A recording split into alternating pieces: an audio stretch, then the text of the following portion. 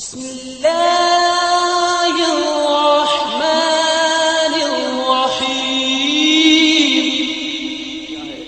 یا سیدۃ آیات القرآن، تمام قرآن حکیم کی آیات کی سردار جو ہے وہ آیت کرسی ہے۔ اور چونکہ میں نے ابھی حوالہ دیا ہے کہ جو نسبت و تناسب ہے سورۃ العصر اور آیت البر میں، قرآن کی جامع ہدایت اور لوازم و شرائط نجات جس طرح سورۃ العصر میں آئے ہیں وہ ایک سورت ہے، اسی طرح آیہ بر میں آ گئے ہیں جو ایک آیت ہے۔ اسی طرح توحید خدا بندی ہے، جس طرح سورہ اخلاص میں آئی ہے 4 آیتوں، قل هو اللہ احد اللہ الصمد لم یلد ولم یولد ولم یکن لہ کفوا احد، اسی طریقے سے اتنی ہی جامعیت کے ساتھ اس آیت الکرسی میں ہے جو آج ہم انشاءاللہ جس کا مطالعہ کریں گے۔ بہرحال اس حوالے سے نوٹ کر لیجئے، ایک اور مثال بھی میں آپ کو دے دوں۔ اس سورہ مبارکہ میں جیسے کہ میں نے آیت الآیات کا حوالہ دیا ہے، 20ویں رکوع کی پہلی آیت ہے، اس رکوع کی بھی 4 آیات ہیں، اس رکوع کی بھی 4 آیات ہیں۔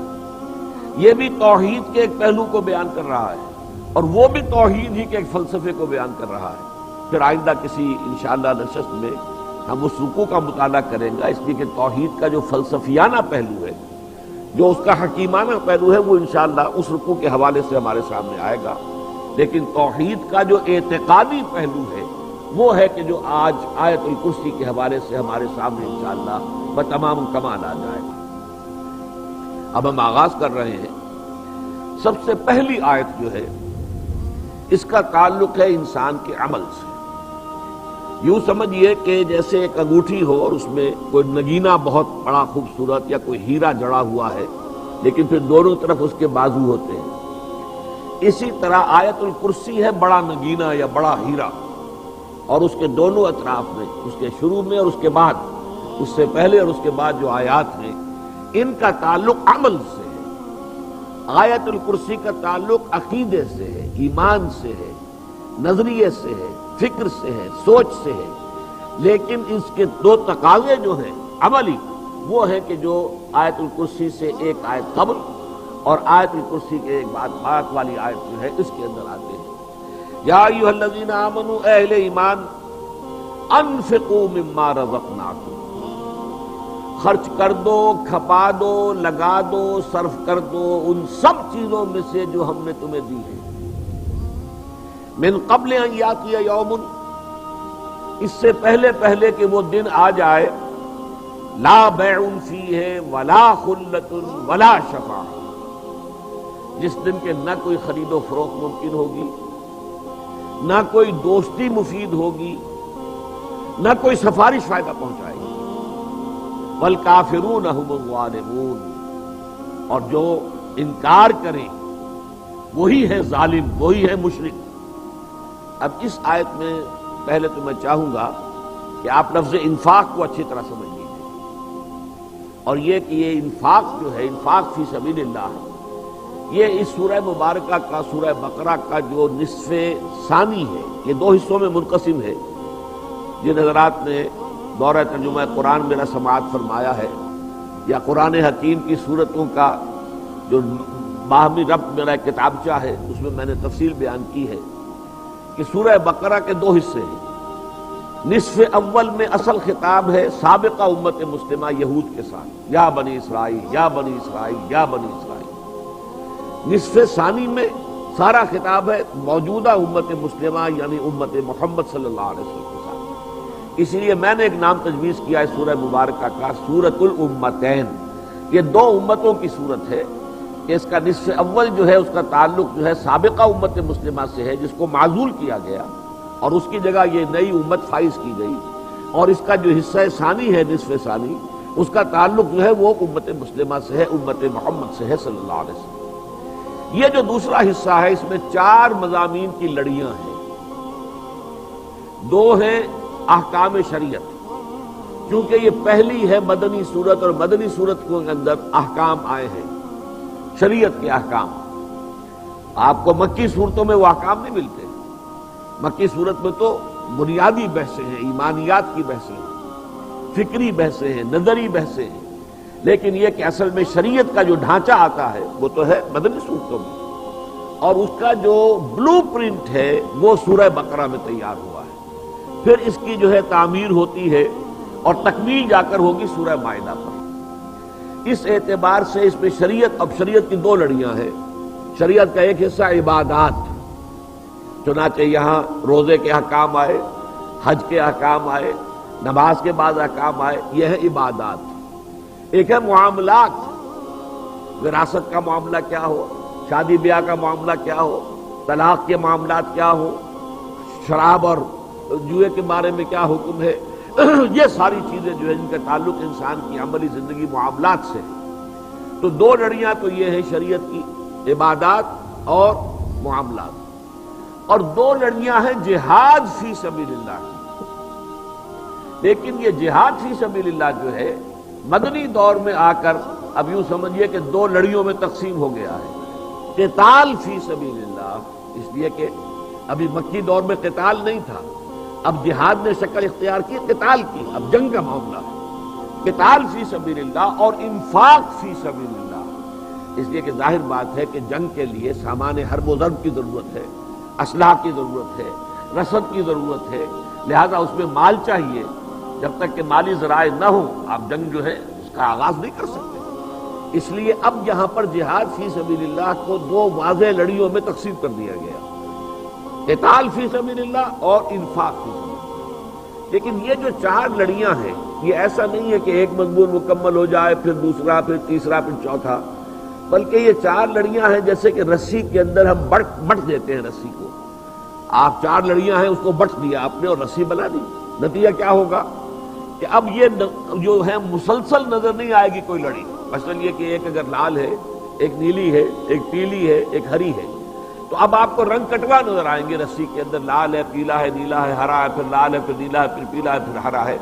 اس طریقے سے یہ چار مضامین جو ہے یہ 19ویں رکوع سے لے کر اور 40ویں رکوع تک یہ چار مضامین کٹوا آپ کو ملتے ہیں، بظاہر کٹوا ہیں، لیکن اگر لڑیاں کھول دی جائیں تو گویا کہ ہر لڑی مسلسل ہے۔ ایک مضمون ہے انفاق فی سبیل اللہ کا، ایک مضمون ہے قتال فی سبیل اللہ کا، ایک مضمون ہے عبادات کا، ایک مضمون ہے معاملات کا۔ تو انفاق فی سبیل اللہ پر کئی مرتبہ اس سے پہلے، چونکہ وقت کم ہے میں اس میں تفصیل میں نہیں جا سکتا، ابھی حال ہی میں نے اس کا درس دیا ہے، جو میرا تسلسل کے ساتھ درس چل رہا ہے جو قرآن آڈیٹوریم ہے۔ ایک مرتبہ تو میں ختم کر چکا ہوں میرے قرآن کا درس وہاں، لیکن اب دوبارہ شروع ہوا ہے تو وہ اب اس مقام پر تھا، اسی کے حوالے سے میں نے یہاں کے لیے بھی اسی کا فیصلہ کیا۔ تو میں نے تفصیل سے پھر اس میں لڑی کھول کر بتا دی کہ انفاق فی سبیل اللہ کے ضمن میں کون کون سی آیات آ چکی ہیں، اور اس کے بعد آپ دیکھیں گے آگے جا کر دو رکوعوں کے بعد پورے دو رکوع آئیں گے انفاق فی سبیل اللہ۔ جیسے قتال فی سبیل اللہ پر منفرد آیات بھی آئیں اور پھر دو رکوع آئے ہیں، آیت الکرسی سے پہلے والے جو دو رکوع ہیں وہ جو طالوت اور جالوت کی جنگ کے حوالے سے قتال فی سبیل اللہ پر پورے دو رکوع۔ اس طریقے سے یہاں پر بھی اب یہ آ رہا ہے انفاق کا معاملہ۔ انفاق جو ہے پہلے اس لفظ پر غور کیجئے، اگرچہ سورۃ المنافقون ہم نے یہاں پڑھی تھی، کچھ عرصہ ہوا اس وقت بھی اس پر بحث ہوئی تھی، لیکن پھر تازہ کیجئے، یہ تو در حقیقت کلا انہا تذکرہ، ذہن کے اندر ان چیزوں کو تازہ کرتے رہنا چاہیے۔ اور ایسا بھی ہوتا ہے کہ ہر مرتبہ ہر محفل میں کچھ لوگ نئے بھی ہوتے ہیں۔ عام طور پر اس کے معنی ہم کرتے ہیں مال خرچ کرنا، اللہ کی راہ میں مال خرچ کرنا، لیکن اصلاً یہ لفظ جو ہے اس سے بہت زیادہ وسعت کا حامل ہے، اس لیے کہ عرب جو ہے اس لفظ کا استعمال کرتے ہیں دونوں چیزوں پر۔ مال خرچ ہو گیا، نفقت الدراہم، درہم جیسے ہم کہتے ہیں کہ اب پیسے ختم ہو گئے، تو نفقت الدراہم پیسے ختم ہو گئے، درہم ختم ہو گئے۔ اور ایک ہے نفق الفرس، گھوڑا مر گیا، گویا کہ جان کا چلے جانا بھی انفاق ہے، نفق ہے۔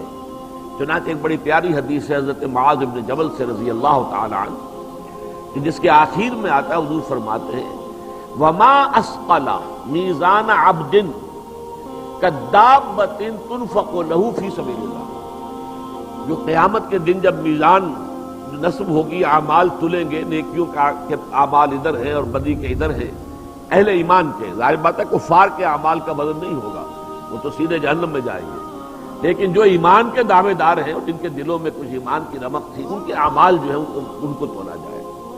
تو حضور فرماتے ہیں کہ نیکی کے پڑھنے کو سب سے زیادہ بوجھل کرنے والی شے، سب سے وزنی شے جو اس میں پڑے گی وہ چوپایا ہوگا جو کسی مجاہد فی سبیل اللہ نے جب جہاد اس پر سوار ہو کر کیا اور اس میں وہ چوپایا کام آ گیا۔ اب آپ کو معلوم ہے، آپ گھوڑے کے اوپر سوار ہو کر جنگ میں حصہ لے رہے ہیں تو تیر جیسے انسانوں کو لگ سکتا ہے گھوڑے کو بھی لگ سکتا ہے۔ جیسے انسان جو ہے وہ شہید ہو جائے گا تو گھوڑا بھی گویا کہ اللہ کی راہ میں شہید ہو جائے گا۔ تو فرمایا کہ جتنا اس گھوڑے کی شہادت جو ہو جائے گی اللہ کی راہ میں، کدابۃ تنفق لہ فی سبیل اللہ، اللہ کی راہ میں جہاد کرتے ہوئے اس کی جو سواری کام آ گئی، اس سے جتنا وزن اس کی نیکی کے پڑھنے کے اندر پڑے گا اور کسی شے سے نہیں پڑے گا۔ تو گویا کہ انفاق کے اب معنی ہو جائیں گے جو بھی کچھ اللہ نے تمہیں دیا کھپاؤ۔ تمہیں وقت دیا ہے، کچھ مہلت عمر ہے 50 60 70 سال، اس کا اکثر حصہ لگاؤ اللہ کے دین کے لیے، اس لیے کہ فی سبیل اللہ کا لفظ آیا ہے۔ انفاق جو ہے فی اللہ کے راستے میں، انفقوا مما رزقنا، جو کچھ ہم نے دیا، اور اس میں انسان کو جان دی ہے، مال دیا ہے، اولاد دی ہے، اولاد کو لگاؤ اللہ کے لیے، اللہ کے دین کے لیے۔ یہ تو تمہارا سب سے بڑا سرمایہ ہے، سب سے بڑا ایسٹ ہے۔ لیکن یہ کہ بعض لوگ جو ہے خود تو اپنے خیال میں دین کی خدمت کر رہے ہوتے ہیں، لیکن اپنی اولاد کے بارے میں انہیں فکر اسی کی ہوتی ہے کہ دنیا بن جائے ان کی، وہ اچھا کیریئر ہو جائے، اچھی تعلیم ان کو حاصل ہو جائے، اچھی تنخواہ مل سکے، اس سے آگے کوئی سوچ نہیں۔ حالانکہ در حقیقت یہی معیار ہے کہ ان کے اصل کیا ویلیوز ہیں، اندر ان کے کس چیز کی اہمیت ہے۔ ورنہ یہ کہ سب سے بڑھ کر شے جو اللہ نے عطا کی انسان کو وہ اس کی اولاد ہے، اسے لگائے دین کے لیے۔ تو اے اہل ایمان، لگا دو، کھپا دو، صرف کر دو، خرچ کر دو۔ یا ایھا الذین آمنوا انفقوا مما رزقناکم من قبل ان یاتی یوم، اس سے پہلے کہ وہ دن آ جائے۔ اب یہاں تذکرہ ہو رہا ہے قیامت کے دن کا، اور اس کے لیے 3 کیٹیگوریکل نفییں آ رہی ہیں۔ وہ دن یوم لا بیع فیہ ولا خلۃ ولا شفاعہ، جس دن نہ تو کوئی خرید و فروخت ہو سکے گی، نہ کوئی دوستی مفید ہوگی، نہ کوئی شفاعت فائدات پہنچائے گی۔ یہ جو کیٹیگوریکل ڈینائل ہے اسے اچھی طرح نوٹ کر لیجئے، اس لیے کہ اگلی آیت آیت الکرسی میں ایک ایکسیپشن بھی اس میں آئے گی۔ شفاعت جو ہے اس کی ایک شکل ہوگی اور وہ جائز ہوگی، لیکن ابھی جو ہے کیٹیگوریکل ڈینائل جو ہے اسے ذہن میں رکھ لیجئے، اور یہ بھی نوٹ کر لیجئے کہ اس سے بھی زیادہ سخت کیٹیگوریکل ڈینائل جو ہے ان چیزوں کا 2 مرتبہ سورہ بقرہ میں پہلے آ چکا ہے، ایک اس کے 6 رکوع میں اور ایک 15 رکوع میں۔ واتقوا یوما لا تجزی نفس عن نفس شیئا ولا ينفعها شفاعة ولا يؤخذ منها عدل ولا هم ينصرون، لا يقبل منها شفاعة۔ واتقوا یوما لا تجزی نفس عن نفس شیئا ولا يقبل منها شفاعة ولا يؤخذ منها عدل ولا هم ينصرون۔ ڈرو اس دن سے، قیامت کا دن جب آئے گا، نہ کوئی جان کسی دوسری جان کے کام آ سکے گی، نہ کسی کی جانب سے کوئی سفارش قبول ہوگی، نہ کسی سے کوئی فدیہ لیا جائے گا، اور نہ کسی کی کوئی مدد ہو سکے گی۔ یہ ہے قیامت کا دن۔ پھر 15ویں رکوع میں پھر آیا یہی 4 چیزیں، صرف اس فرق کے ساتھ کہ یہاں جو نمبر 2 پر ہے اسے وہاں نمبر 3 پر لے گئے، اور جو نمبر 3 پر ہے اسے نمبر 2 پر لے آئے، بس صرف اتنا سا ترتیب کا فرق کیا ہے۔ واتقوا یوما لا تجزی نفس عن نفس شیئا ولا يؤخذ منها عدل ولا تنفعها شفاعة، اب شفاعت کا ذکر نمبر 3 پر آ گیا، وہاں نمبر 2 پر تھا۔ کوئی شفاعت مفید نہیں ہوگی، ولا هم ينصرون، نہ اس کو مدد ملے گی۔ تو 3 مرتبہ سورہ بقرہ میں آ گیا، یہ 3ری مرتبہ جو ہم پڑھ رہے ہیں۔ واتقوا یوما، فرمایا من قبل ان یاتی یوم لا بیع فیہ ولا خلۃ ولا شفاعہ، یعنی قیامت کے دن کام آنے والی شے انسان کے اپنے اعمال ہوں گے، اصل شے جس پر کہ فیصلہ ہوگا، اگرچہ فیصلہ کن شے آخری اللہ کی رحمت ہوگی۔ چنانچہ حدیث میں آیا ہے کہ کوئی شخص محض اپنے افعال کی بنیاد پر جنت میں نہیں جا سکے گا جب تک کہ رحمت خداوندی دستگیری نہ کرے۔ اور جب کسی صحابی نے حضور سے پوچھ لیا، بڑی ہمت کی، جرأت سے کام لیا کہ کیا حضور آپ بھی، کیونکہ وہی لفظ میں دوبارہ استعمال کر رہا ہوں، کیٹیگوریکل سٹیٹمنٹ، کہ حضور کا یہ جملہ جو تھا اتنا یوں سمجھیے کہ واضح تھا اور اتنا ہمہ گیر تھا کہ آپ نے فرمایا کوئی شخص نہیں جا سکے گا جنت میں محض اپنے اعمال کی بنیاد پر جب تک کہ اللہ کی رحمت دستگیری نہ فرمائے. تو اب اس میں ایک سوال پیدا ہو گیا، کیا حضور آپ بھی؟ فرمایا ہاں میں بھی. الا ان یتغمدنی ربی برحمتہ، جب تک کہ میرا رب مجھے اپنی رحمت سے ڈھانپ نہیں لے گا میں بھی جنت میں داخل نہیں ہوں. تو یہ سمجھ لیجئے آخری شے تو رحمت خداوندی ہے، بنیادی شے اعمال ہے. یہ رحمت بھی اعمال پر آتی ہے. آپ نے اپنی سی محنت کی ہے، آپ نے اپنی سی کوشش کر لی ہے، چلیے پھر بھی آپ یہ ایک سمجھیے کہ ایک مارک ہے ریکوائرڈ، ایک معیار، اس تک نہیں پہنچ سکے، لیکن آپ نے اپنی سی کوشش کی ہے.